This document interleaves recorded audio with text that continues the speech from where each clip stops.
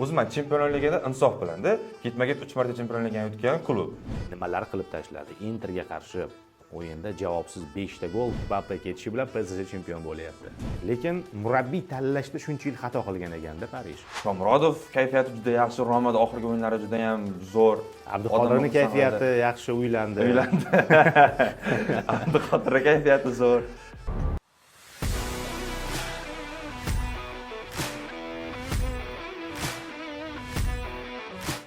Assalomu alaykum do'stlar. Ko'rayotganingiz Sport Dunyosi kanalining YouTube kanali va bizda bugun o'ziga xos final deyish mumkin. Finallardan keyingi va bo'lishi kutilayotgan finaldan oldingi bizning ham finalimiz, mavsumning so'ngidamiz va qator gaplashish mavzular bor, lekin vaqtimiz chegaralangan, shu bois ham ma'lum bir mavzularni suhbatlashamiz. Birinchi bo'lib mavsum davomida ko'p gaplashganimiz Angliya Premyer Ligasi haqida suhbatimizni boshlasak, men Kamen Ikrom Ro'zimurodov va studiyada yolg'iz emasman, Otabek Tog'ayev ham men bilan birga. Assalomu alaykum.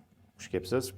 Xo'p, bo'lmasam APLdan boshlaydigan bo'lsak, APLda biz uchun, endi o'zbek futbol ishqibozlari uchun eng muhim bo'lgani bu Abduqodir Husanovning Man City jamoasi va uning o'yini edi. Endi to'g'ri, azaldan bu chempionatga va bu chempionatning top jamoalariga muxlislik qiladiganlar bizda anchagina edi. Lekin Husanov ham bir klubga o'tgach, aynan ushbu klub va uning atrofidagi tomoshabinlar, muxlislar ham anchagina soni oshib ketdi.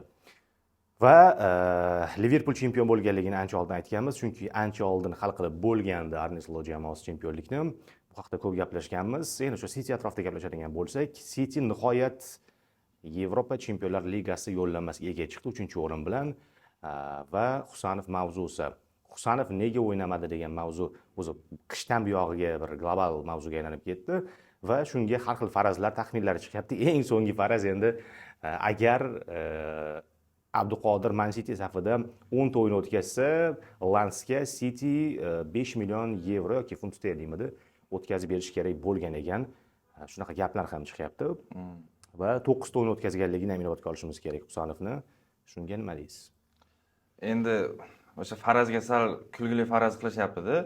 O'sha nima uchun zaxirada qoldirildi, umuman qaytmay kiritilmasi, puldan qochdi City degan gaplar ham chiqdi. Shu 10 ta o'yinda pul to'lash kerak-ku, 9 tadan keyin bo'ldi, pul bermaymiz.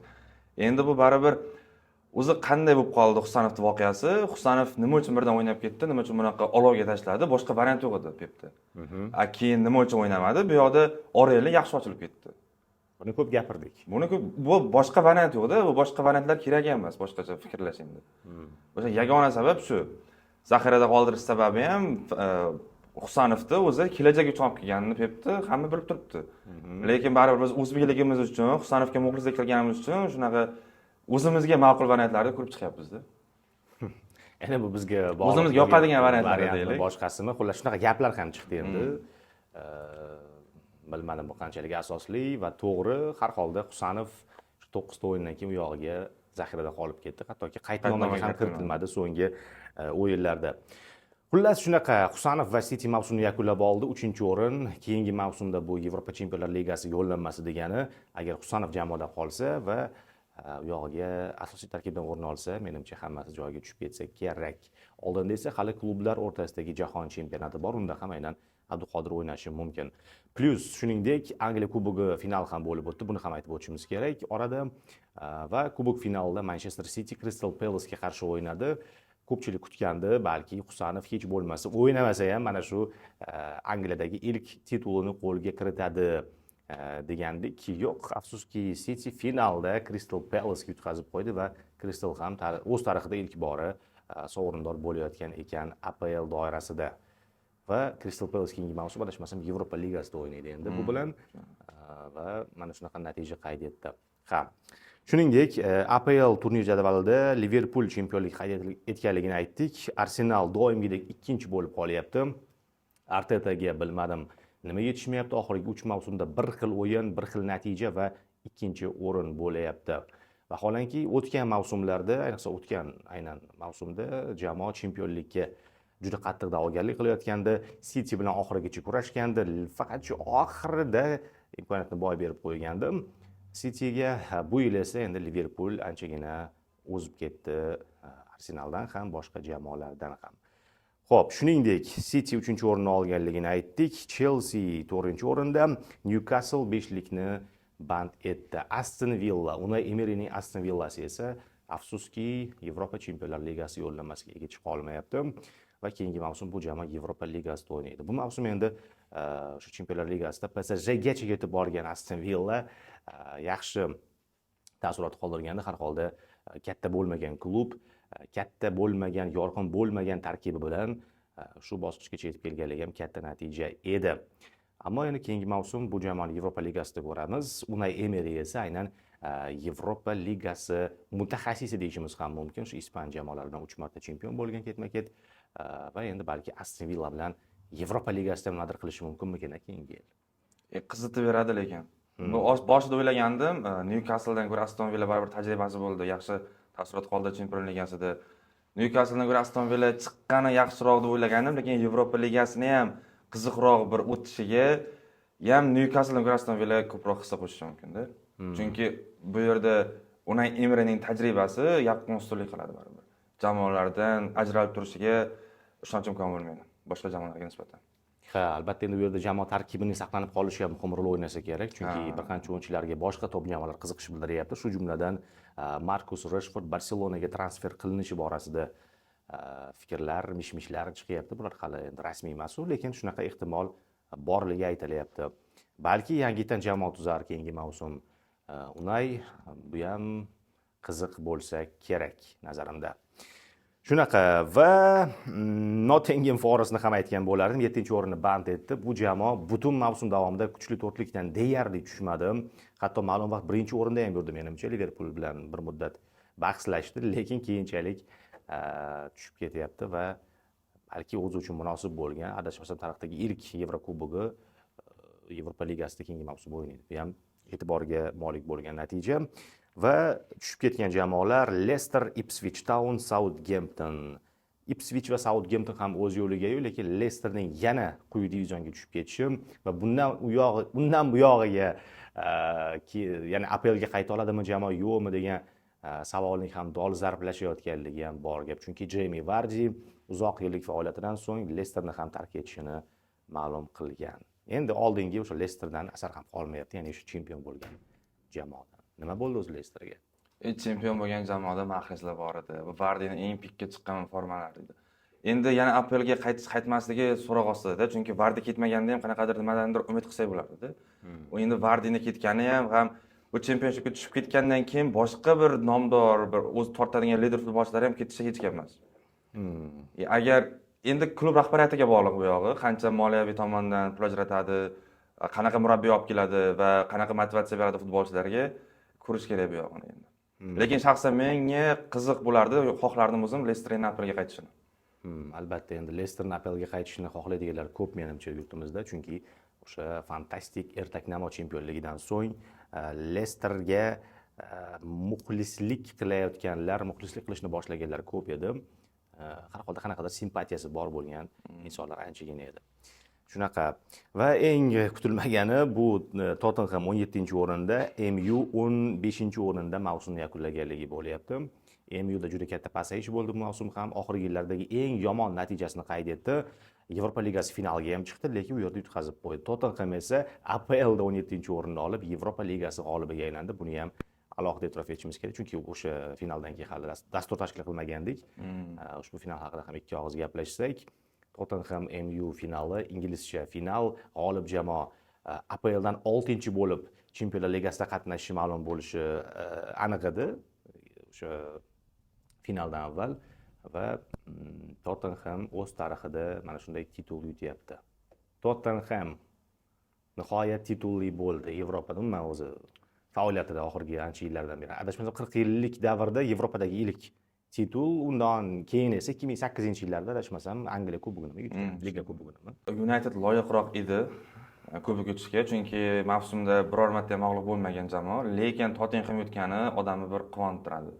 Son Heung-min ham faoliyatidagi ilk sovrini bo'ldi bu. Taqqoslash kerak bo'lsa juda ham ko'p bunaqa narsalar va finalni o'zida ham nisbatan United yorqinroq o'yin namoyish etdi, baribir Tottenham ichidan xohlaganini sezib turdi edi. O'zini o'sha motivatsiyasini tushirmadi baribir, xohlaymizmi yo'qmi. Unitedga qanchalik omad kelmagan bo'lsa ham, baribir g'olib nomi Tottenham bo'ldi. O'sha uzoq yillik g'alaba, sonning quvonchlari odamni xursand qildi, yaxshigina. Ha. Endi Unitedning kelajagi uchun bu ko'p kerak edi. Chunki United transferlarida mana Chempionlar Ligida o'ynaydik Tottenham endi. Agar United bo'lganda transferlarda ham Gyökeresni olib kelish mumkin edi. Misol shunaqa gaplar chiqdi, Amorim olib keladi deb. Gyökeres ham Chempionlar Ligida o'ynashni xohlaydi. Boshqa top futbolchilar ham Chempionlar Ligida o'ynashni xohlaydi va Unitedga bu plus bo'lardi. Endi o'ynamaydi bu Yevropa Liga, Yevropa anaqa turnirlarida va qanaqa transferlar qiladi, yana ham o'sha futbolchilarga qanaqa motivatsiyalar beradi, endi bu yana klub rahbariyatiga qoladi. Ha, endi MU uchun keyingi mavsum faqat o'sha ichki chempionat, APL, kubok bahslariga e'tibor qaratishga to'g'ri keladi. Balki shunisi tinchroqdir. Ya'ni Yevropa turnirlariga chalg'imaydi va o'ziga kelib olish uchun. Ha, o'ziga kelib olish uchun ham mahalliy turnirlar yetarli bo'lsa kerak Manchester United uchun. Bu klubning impulslariga esa yana bir bora sabr tilagan bo'lardim. Chunki uzoq yillardan beri kutishyapti ular MUning tiklanishini. Va Ispaniyada qanaqa vaziyat? U yerda ko'rdik. Barselona muddatidan avval chempionlikni qayd etdi. Real esa ikkinchi bo'lib qolyapti bu chempionatda. Umuman olganda Yevropa Chempionlar Ligasida ham Real bu mavsumda muvaffaqiyatli qatnasha olmagan. Chorak finalga chiqdi, lekin bu Real uchun muvaffaqiyat emas. Hamma biladi, kamida yarim finallarga chiqadigan jamoa so'nggi yillarda, bu mavsum esa chorak finaldan qaytdi. Xo'p, Realda o'zgarishlar bo'lyapti. Carlo Ancelotti ketdi Braziliya terma jamoasiga, Xabi Alonso keldi Madridga va yangiliklar, yangi o'zgarishlar bo'lishi mumkin. Barsani endi ko'rdik, furor ko'rsatdi. Hansi Flick bilan katta jamoaga aylandi yana ham va faqatgina Chempionlar Ligasida muvaffaqiyatga erisha olmay qoldi. Xo'p, Real keyingi mavsumda qaytadimi degan savol bor. Endi qaytish ehtimoli kattaroq. Nimaga deganda, Xabi Alonso ham, murabbiy ham. Xabi Alonso keldi, yaxshi murabbiy, ancha muxlislarga yoqadigan murabbiy keldi. Ham Realning denkasi bor bu murabbiyda, Xabida. Qanotda ham yaxshilab oldi. Trent keldi o'ng qanotga. Lukasdan nima deydi, qo'pol eshitilsa ham qutuldik va nihoyat Lukas Vaskes ketdi, Modric ketdi. Endi Vitinani ham olib kelishmoqchi ekan. Modric o'rniga deydi. Modric o'rniga yaxshi variant, yaxshi tanlov lekin. PSG berarmikan lekin? Shu tomonni ham qarash kerak-da. Kecha ham ko'rdik, Vitina nima deydi, yashirin ostidagi fantastik o'yinchi degan ta'riflar ham chiqdi. Bu ta'rif bejizga emas, ancha o'zini o'sha uzatmalari bilan, markazdagi boshqarmalari bilan juda ham ko'pchilikni yaxshi taassurot qoldirgan. Realga keladigan bo'lsak, Real qaytmasa ham bo'lmaydi-da. Chunki mana United qaytmasa, endi o'rganib bo'lgan odam. Sabr qilish kerak. Realga o'rganishmaydimi? Yo'q, Real muxlislari juda ham bir nima deydi, talabchan muxlislar. Qaytmasa yana bir bor. O'zim Chempionlar Ligida insof bilan-da, ketma-ket 3 marta Chempionlar Ligani yutgan klub. Bu mavsum bir chorak finaldan chiqib ketganiga qancha tanqid qilishdi. Bo'lmasa 15 marta yutib turibsan deyish kerak-da, lekin bunchalik Realning muxlislaridek muxlis boshqa jamoada bo'lmasa kerak. Ha, buni endi keyingi mavsum ko'rsatadi. Hali oldinda klublar miqyosidagi jahon chempionati bor. U yerda ham Xabi yangi jamoani shakllantirib olishi yoki namoyish qilishi ham mumkindir. Buni ham yaqin vaqt ichida ko'rib olamiz. Xo'p, demak, Ispaniyada ham shunaqa vaziyat. Atletico doimgidek uchlikdan joy olyapti. Diego Simeone jamoasi Yevrokuboklarda nimagadir muvaffaqiyatli qatnasha olmayapti. Bu ham biroz ko'ngilni xira qiladi deyishimiz mumkin. Chunki oxirgi bir necha yillar oldin Atletico ham Yevropada anchagina nomdor jamoa edi. Yevropa Ligasida yoki Chempionlar Ligasida finallarigacha yetib boradigan kuchli jamoa edi. Balki bu jamoa ham keyingi mavsum qaytib qolsa ajab emas. Xo'p, mavzular bugun ko'p dedik. Endi asosiy mavzu so'zsiz, shubhasiz bu kechagi bahs. Yevropa Chempionlar Ligasi finali PSG va Inter o'rtasidagi o'yin. Yangicha formatda o'tkazildi bu yilgi YCHL bahslari va yangicha format bizga yangicha taassurotlarni beryapti. Guruh bosqichidan, o'sha guruh deyiladigan bir setkadan bir amallab chiqib olgan PSG finalgacha yetib kelib va finalda nimalar qilib tashladi. Interga qarshi o'yinda javobsiz 5 ta gol va o'yin jihatdan ham italiyaliklarga umuman o'yinni bermadi parijliklar va o'z tarixida ilk bor Parij jamoasi Yevropa Chempionlar Ligasi g'olibiga aylanyapti va eng qizig'i Kylian Mbappe necha yillar davomida PSJda aynan Yevropada chempion bo'laman deb umid qildi, kutdi va oxiri bo'lmadi. Mana ketdi o'tgan mavsum Madridga chempion bo'lish uchun, lekin Mbappe ketishi bilan PSG chempion bo'lyapti. Umuman olganda finalda Interga nimaga yetishmadi? Nega Inter final o'yiniga tayyor emas edi? Har holda Barsani yarim finalda chiqarib yuborgandi yoki Barselonaning finalga chiqqani tuzukroqmikan degan bir fikrlar ham paydo bo'lyapti Interdan ko'ra. Kechagi o'yindan kelib chiqib. Men o'ylashimcha, kechagi o'yinda Inter tezkor gol o'tkazib yuborgani juda katta ta'sir qildi. Yana bitta emas, ikkita 20-daqiqagacha ikkita gol urib ketgani va gollar ham taktik gol bo'lgandi. Tasodifan gol bo'lmadi-da. Uzoqdan tepishmadi yo darvozabon xatosi emas. Chiroyli murabbiyning goli bo'ldi bu ikkita gol ham. Luis Enrique aytdi-ku, men Inter bilan Barselona o'yinini 50 martadan ko'proq ko'rdim degan intervyusi chiqdi-da. Men o'yladim, nimaga Inzagi tayyor emasmidi bu Parijga yo bo'lmasam Parij bilan Barselona o'yin usuli deyarli bir xil. Chunki Enriqueda baribir xohlaymizmi, Barselona qoni bor, tiki-taka dinkasi bor-da, ko'rinib turibdi. Bir xil usul Barsa bilan Parijda o'yini ham deyarli, lekin Inter Barsa bilan o'ynagan o'yini bilan kecha Parij bilan o'ynagan o'yini umuman osmon bilan yerchalik farq qildi. Va bunga katta sabab nima deb o'ylayman? O'sha tezkor gol o'tkazib yuborgan. Inter ikkita o'yinda ham birinchi bo'lib o'zi ikkita gol urib olgan Barsaga, lekin kecha birinchi 20 daqiqaning o'zida ikkita gol o'tkazib yuboryapti. Mana o'sha katta o'yinga juda katta ta'sir qildi va Parijni mana Barsadan farqli o'raloq Barsa ozroq bo'lsa ham berardi-da. Parijni o'zi ham berardi, misol uchun Arsenalga ham yarim finalda ko'rdik o'yin bergan. Lekin kecha Interga umuman har qanaqa lahzada, hech qanaqa soniyalarda o'yin bergani yo'q. Har qancha o'sha 5 ta gol uradimi, 3 tami, 4 tami faqat oldinga boraverdi. Faqat hujumga, kerak bo'lsa, bilmadim, rejasi qanaqa edi, bir 10 ta gol urib chiqib ketamiz degan reja bilan tushganmidi? Parij jamoasi yoki shuncha yillik alamini oldimi Chempionlar Ligadagi? Myunxendagi alamini oldimi? O'sha Covidda ham chiqqan-ku bir finalda. Aynan Myunxenda o'ynab Bavariyaga yutqizgan Tuxel murabbiyligida. Tuxel murabbiyligida. O'sha hamma alamini bitta qilib chiqarib oldigacha, hamma alam, charchoq shunaqa. Va tanqidlarni ham endi menimcha o'sha Liga 1 tanqid qilishardi-yu, Fermerlar ligasi deb. O'sha tanqidlarga ham javob berib qo'ydi deb o'ylayman. Endi tanqid qilishmasa kerak menimcha. Va yana e'tibor qaratadigan jihati nimada?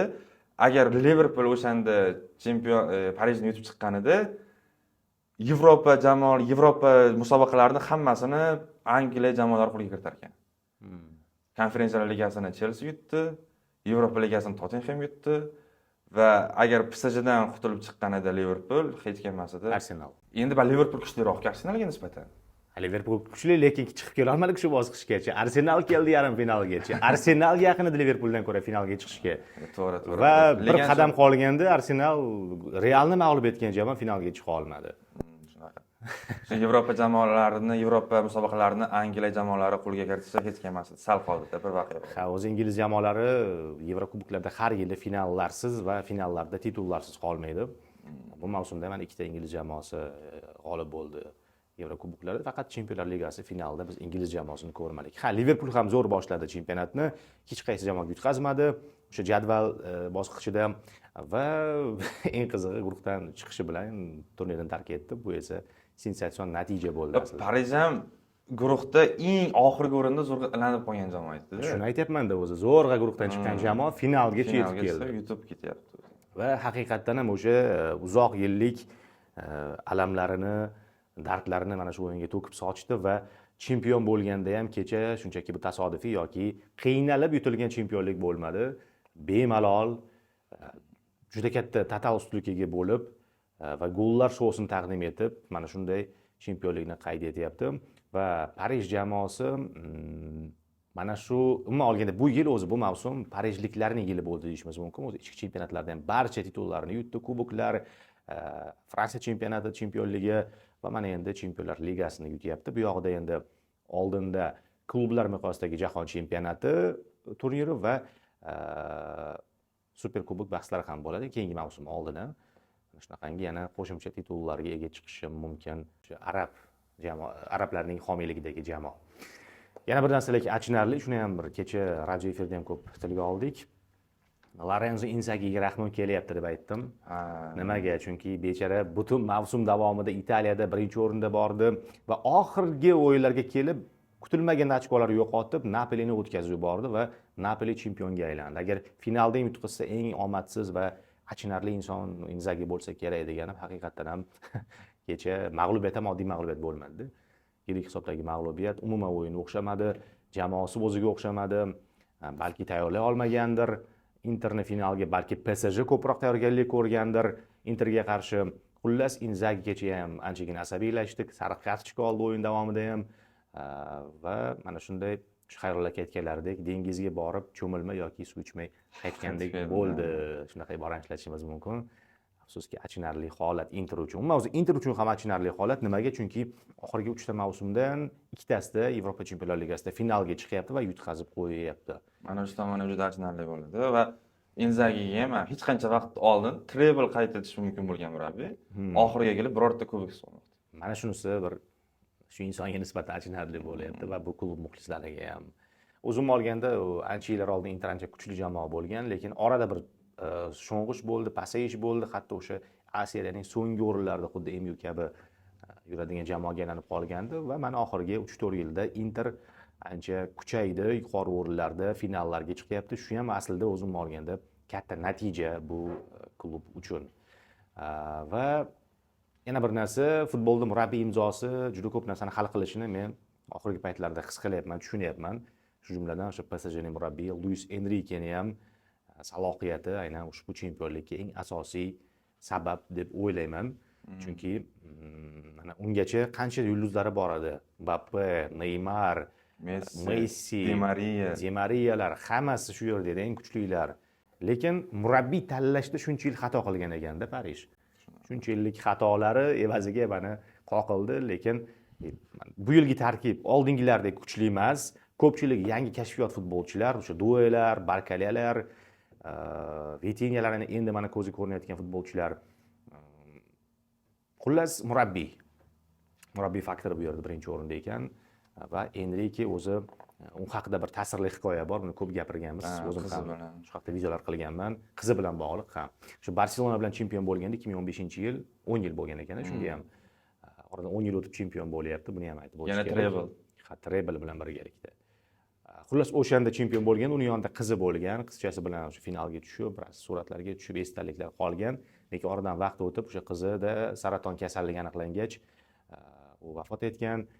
Bu esa Enrikega salbiy ta'sir ko'rsatgan, hattoki Ispaniya terma jamoasi murabbiy bo'lgan bir paytda katta turnir oldidan u keyin terma jamoani tark etishga majbur bo'lgan, chunki unda ruhiy holat yaxshi bo'lmagan va o'sha vaziyatdan keyin orada yillar o'tdi, u tiklandi deyishimiz ham mumkin va PSJni qabul qilib oldi va birinchi mavsumning o'zidayoq mana shunday super natija qayd etyapti.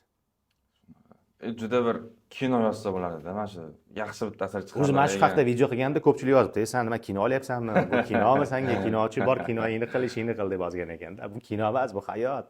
Hayotda ham, futbolda ham o'sha kinodagidek voqealar bo'lishi mumkin. Men hozir o'ylanadigan narsam endi Inter chempion bo'lsa xursand bo'lardim qaysidir ma'noda, yana oltin to'pga sal intriga bo'lardi-da. Nega? Endi Parij chempion bo'lgandan keyin nima deb o'ylaysiz? Dembele oldinga chiqib ketmadimi? Oltin to'pda. Tabiiy. Kim chiqish kerak edi? Ha, mana qarang. Agar Inter chempion bo'lganida, Dembele sal yaqqol favorit bo'lmasdi-da. Xo'p, kim favorit bo'lardi? Sal intriga bo'lardi. Lautaro oldinroqqa chiqishi mumkin edi. Hozir endi xohlaymizmi yo'qmi? Menimcha katta ehtimol Dembele olsa kerak-da baribir. Endi to'g'ri, Lautaro mavsum davomida yaxshi o'yinlar ko'rsatdi, lekin baribir o'sha Italiya A seriyasini ola olmaganligi bu ham ta'sir qilardi agar yechilni olgan taqdirda ham. Menimcha Dembele esa fantastik mavsum o'tkazdi. Agar Barselona finalga chiqqanda Yamal va Dembele o'rtasidagi duelni ko'rsak bo'lardi nazarimda. Endi Yamal qolib ketdi, 17-18 yoshli bola Inter chiqdi-yu, qariyalar jamoasi deyapmiz va haqiqatan ham Dembele bu yerda endi asosiy favorit. Lekin baribir shu vaziyatda ham hozir Yamal asosiy planga chiqsa kerak Dembele bilan kurashda nazarimda oltin to'p uchun. Shu shaxsan menga ham shunaqa bo'lsa yaxshi bo'lardi. Dembele oltin to'p olishi g'alati-da. Kimsa Neymar, Iniesta, Xavilar, De Bruyne, Krooslar oltin to'p ola olmagan joyda Dembele oltin to'p olib ketyapti. Yugurganniki emas, buyurganniki deyishadi-yu. Quloqqa ham bir yoqimli eshitilmaydi-da. Dembele oltin to'p oldi desa. Endi final uchun aynan bitta o'sha kechagi final uchun oltin to'p berilishi kerak deyilsa, men bilasizmi kimga bergan bo'larman? Duega. Due 17-19 yoshli bola finalning o'zida 2+1 natija qayd etdi. 2 ta gol plus bitta assist. 3 ta golda ham qatnashdi, dastlabki 3 ta golda. keyin almashtirildi. Lekin mavsum uchun berilsa Yamalga berardim. Chunki Yamal bu yoshida butun dunyoni og'zini lang etib ochtirib qo'ydi. Bir o'zi. Kim biladi, Yamalda hali oltin to'p uchun vaziyatlar, imkoniyatlar, yillar ko'p bo'ladi. Lekin Dembeleda bu keyingi mavsum bo'ladimi, yo'qmi, shunisi ham bor. Menimcha oltin to'p uchun ovoz berishda adashmasam har bir mamlakatdan o'sha murabbiylar, jurnalistlar va klub terma jamoa sardorlari qatnashadi. Ularni ham endi vijdoniga va fikrlashiga bog'liq u yog'i. Uchlik qo'yib beramiz. Ovoz berishga ham bog'liq. Men sizga berildi. Uchlik kimni qo'yardingiz? Birinchi, ikkinchi, uchinchi. Shubhasiz Dembele, Yamal bor. Uchinchisiga lekin o'ylanyapman kimni qo'yishni. Martinesni variant deyapmiz-ku, lekin sovrin nuqtai nazaridan. Rafinha ko'p gapirildi, Rafinha-chi. Mbappe qancha birinchi mavsumdan La Liga to'purari bo'ldi. Mbappe bilmadim. Baribir o'sha narsa sovringa borib taqaladi. Sovrin olmadingmi? Qancha yugursang ham, nima qilsang ham farqi yo'q. Foydasi yo'q. Salohchi. Endi Salah ham aynan sovrin nuqtai nazaridan faqat APLda zo'r o'ynadi.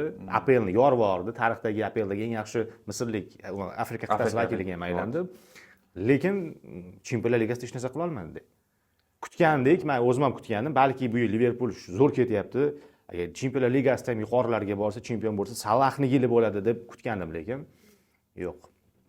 Shu endi variant sifatida men shu Dembele va Yamalni ko'rsataman. 3-o'ringa mayli shu Rafinhani qo'ysak to'g'ri bo'lsa kerak. O'zicha. Men Rafinha emas, Mbappe derdim. Chunki gap bu yoqda men Realga simpatiyam borligida emas. Oxirgi o'yinlarga qaradigan bo'lsak, umuman ikkinchi davrda Mbappeni bir o'zi tortdi Realda. Faqat bir o'zi nima gol urish kerakmi, pas berish kerakmi, hamma ishni qildi Mbappe. O'sha birinchi o'ringa Dembele emas, Yamal derdim men. Garchi Dembele Chempionlar Ligani yutgan bo'lsa ham, treble qayd etgan bo'lsa ham, lekin baribir yosh chegarasidan bu mavsum uchun qaraydigan bo'lsak, 1 Yamal, 2 Dembele, 3 Mbappe. Ha. Xullas shunaqa Chempionlar Ligasi finali ham nihoyasiga yetdi. Parij uzoq kutilgan chempionlikka erishdi va parijliklarni, ularning muxlislarini ushbu g'alaba bilan tabriklasak arziydi. Vaqtimiz ham yakuniga yetib boryapti. Yana ikki og'iz fikr bildirib o'tsak, chunki oldinda yana finallar bor dedim. Bu qanaqa final? Tabiiyki o'z-o'zidan aniq o'sha final emas. Ya'ni milliy terma jamoalar o'rtasidagi o'yinlar boshlanyapti. FIFA kunlari biz uchun muhimi aynan O'zbekiston milliy terma jamoasi finalga teng chempionlik taqdim etadigandek o'yinlar o'tkazadi. Biz mundialga chiqish imkoniyatiga ega bo'lyapmiz. 5-iyun kuni Birlashgan Arab Amirliklari milliy terma jamoasiga qarshi o'ynaymiz Abu Dabida va 10-iyun kuni Toshkentda Bunyodkor arenasida Qatar jamoasiga qarshi o'ynaymiz. Birinchi o'yin muhimroq deyapmiz. Birinchi o'yinda hammasini hal qilishimiz kerak deyapmiz. 1 ochko to'plasak bo'ldi, biz mundialga chiqamiz. Qaysi o'yinda? Shu birinchi o'yinda hal qilib olganimiz yaxshimi? Birinchi o'yinda yaxshi. Birinchi o'yinda hal qilamizligini o'zimizni Bunyodkorda mazza qilib, bayram qilib, o'z xohishimizdek, o'z yozgan strukturalarimiz bilan o'ynaymiz. Ha. Shu ancha ko'ngilni ham xotirjam qiladi. Endi albatta bunaqa bo'lishini xohlamaymiz, lekin arablar bilan ochko yo'qotib kelsakdagini hamma o'yinimiz Qatar bilan bog'liq bo'lib qolsa, hayajonni o'zi ham o'zimizga qarshi ishlab, bosim bo'lib, o'zimizga qarshi ishlash hech gap emas. Shuning uchun tinchgina, hech bo'lmaganda albatta g'alaba kutamiz, lekin hech bo'lmaganda durang ham qiyin masala emas deb o'ylayapman. Hozirgi terma jamoamiz, hozirgi futbolchilarning kayfiyati, Masharipov mana o'zini milliy jamoa klubidagi chempion bo'lib qaytdi. Shomurodov kayfiyati juda yaxshi, Romada oxirgi o'yinlari juda ham zo'r. Abduqodirning kayfiyati yaxshi, uylandi. Abduqodirning kayfiyati zo'r. Eng zo'r kayfiyat lekin baribir Abduqodir bo'lsa kerak baribir. Kayfiyatni bilmadim, chunki o'zi to'ydan ertasi kuni uchib ketdi Dubayga, terma jamoa safiga borib qo'shildi. Yo'q, menimcha qiyinchiliksiz chiqamiz arablar bilan o'yinda, o'zimizga kerak natijani qayd etib va o'zimizni uyda Qatar bilan ham bemalol o'z xohishimizda o'ynab, o'yindan keyin kamida shu ertalabgacha bayram qilib chiqamiz. Ha, o'zi 5-iyun kuni g'alaba qozonishimizni ham kutyapman va g'alaba bilan birgalikda mundialga chiqsak yana ham quvonchli bo'lardi, chunki 6-iyun kuni yurtimizda Qurbon hayiti nishonlanadi. Bu o'ziga xos qo'shaloq bayram bo'lib ketsa ham ajab emas. Menimcha hamma shuni kutyapti. Xullas shunaqa O'zbekiston milliy terma jamoasini oldinda muhim o'yinlar kutyapti. O'yindan bir hafta avval allaqachon vakillarimiz Dubayga yetib borishgan. U yerda o'quv yig'in mashg'ulotini ham o'tkazib olishyapti va o'sha Dubay Arab Amirligi yurtining muhitiga ham o'rganishyapti bu bilan va 5-iyun kuni ular Abu Dabiga o'tib, mana shu o'yinni o'tkazib barchamizni xursand qilishadi degan umiddamiz. Shunaqa do'stlar, bugungi dasturimizga ajratilgan vaqtimiz ham nihoyasiga yetib boryapti. Yevropa futbolidagi finallar va o'zbek futbolidagi kutilayotgan fantastik voqelik haqida fikr bildirishga harakat qildik. Mavsum davomida sizlar bilan birgalikda bo'lishga harakat qildik va o'ylaymanki, keyingi g'alabali onlarda ham, finallarda ham mana shunday yuqori kayfiyatda, bayramona kayfiyatda birgalikda g'oyibona bo'lsa ham yuzlashamiz. Shunday ekan, sport dunyosini kuzatishda davom eting. Men Ikrom Ro'zimurodov bugun xizmatingizda bo'ldim. Men bilan birgalikda Otabek Tog'ayev, shuningdek kadr Asadbek ukamiz ham, operator montajchimiz ham mehnat qildi va ushbu mehnatimizni o'ylaymanki to'g'ri baholaysiz va videoga like bosib, izohlar yozib, kanalimizni kuzatib borishda davom etamiz. Sport dunyosidan uzoqlashmang.